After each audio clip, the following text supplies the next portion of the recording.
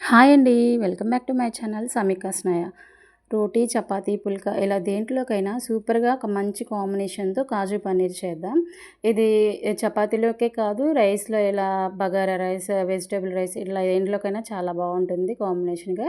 దీనికోసం ఒక ప్యాన్ పెట్టుకొని దాంట్లో ఒక 10 జీడిపప్పులైతే వేసుకొని మనం ఫ్రై చేసుకొని పక్కన పెట్టేసుకోవాలి. తర్వాత ఒక కప్పు పన్నీరు ముక్కలుగా కట్ చేసుకొని దీన్ని కూడా గోల్డెన్ కలర్ వచ్చేంత వరకు మనం ఫ్రై చేసుకొని పక్కన పెట్టేసుకోవాలి. తర్వాత ఇదే కడాయిలో ఒక పెద్ద ఆనియన్ సన్నగా కట్ చేసుకొని వేసుకోవాలి. ఒక 4 లవంగాలు, 2 యాలకులు, ఒక కొద్దిగా దాల్చిన చెక్క, అల్లం, వెల్లుల్లి కూడా మనం ముక్కలుగా కట్ చేసుకొని వేసుకోవాలి. ఇవి మగ్గేటప్పుడే మనం ఒక 2 టమాటాలు సన్నగా కట్ చేసుకొని వేసుకోవాలి. 5-6 బాదం, కాజు కూడా వేసుకొని వీటన్నింటిని మనం ఆయిల్‌లో మూత పెట్టుకొని మగ్గబెట్టుకోవాలి. ఇవి చక్కగా మగ్గాక చల్లారి పెట్టుకొని మిక్సీకి వేసుకొని మనం మెత్తగా పేస్ట్ లాగా చేసుకొని పక్కన పెట్టేసుకోవాలి.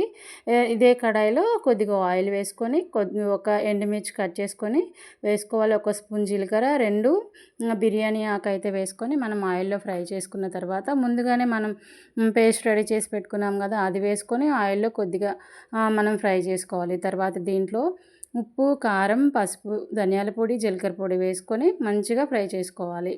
ఆయిల్ పైకి తేలేంత వరకు మనం ఫ్రై చేసుకోవాలి. తర్వాత దీంట్లోనే కొద్దిగా వాటర్ యాడ్ చేసుకొని వాటర్ మరిగేటప్పుడు మనం ముందుగానే ఫ్రై చేసి పెట్టుకున్న కాజు పన్నీర్ అయితే దీంట్లో యాడ్ చేసుకొని లో ఫ్లేమ్లో మనం తిప్పుతూ దీన్ని కుక్ చేసుకోవాలి ఆయిల్ పైకి తేలేంత వరకు. తర్వాత దీంట్లోనే కసూరి మేతి కొద్దిగా నలిపేసి వేసుకోవాలి. ఒక గుప్పెడు కొత్తిమీర వేసుకొని మనం దీన్ని స్టవ్ ఆఫ్ చేసుకొని సర్వ్ చేసుకోవటమే. ఇది దేంట్లోకైనా కాంబినేషన్ చాలా బాగుంటుంది, చాలా టేస్టీగా ఉంటుంది. ఒక్కసారి ట్రై చేయండి, నచ్చితే లైక్